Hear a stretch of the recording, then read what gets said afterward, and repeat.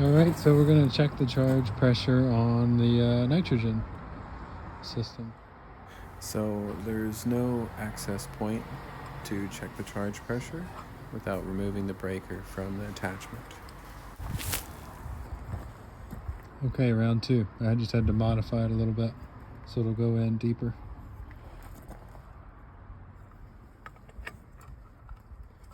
So the pressure should be 464 psi.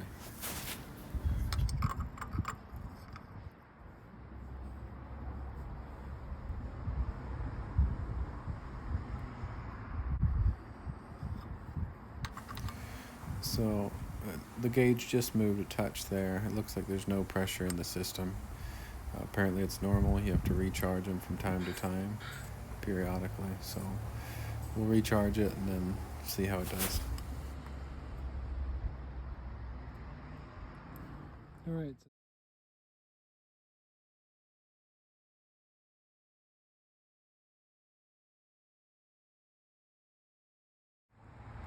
Alright, we're going to try charging it.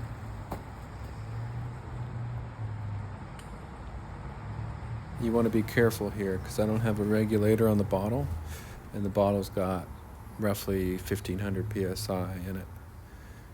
So just very carefully open it up so you don't spike your gauge, and make sure there's no leaks in the line set. Yeah, I'm using our 410 line set for this, so it's good for 800 psi. And we're just going to charge it and see if it holds pressure overnight. And we're just using argon, which is a good substitute for nitrogen. Apparently it's got a larger molecule size, so less likely to leak as fast. Okay.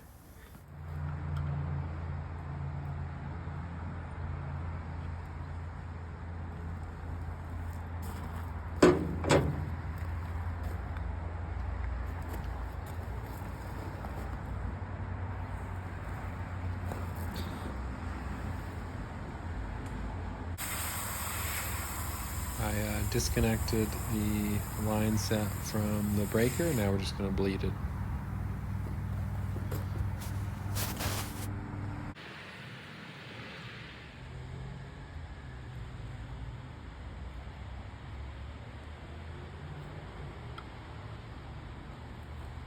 So this is after roughly 5 hours. Just going to check and see if it's holding a charge.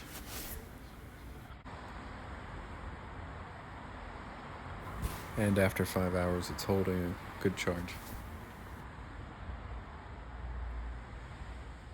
Alright, this is the next day. Looks like the gauge is dropped in pressure. It's not connected right now. It's just holding pressure inside and it's dropped. So we're going to turn the valve, open it up, and see what kind of pressure. Yesterday we had around 440 and it was holding it for 5 hours. So I don't think there's a leak. Should be a little bit less now, so we're going to fill up the gauge again.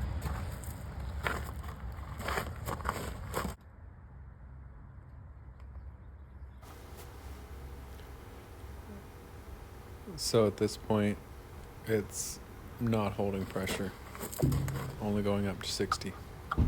So we're going to have to see if we can get a rebuild kit.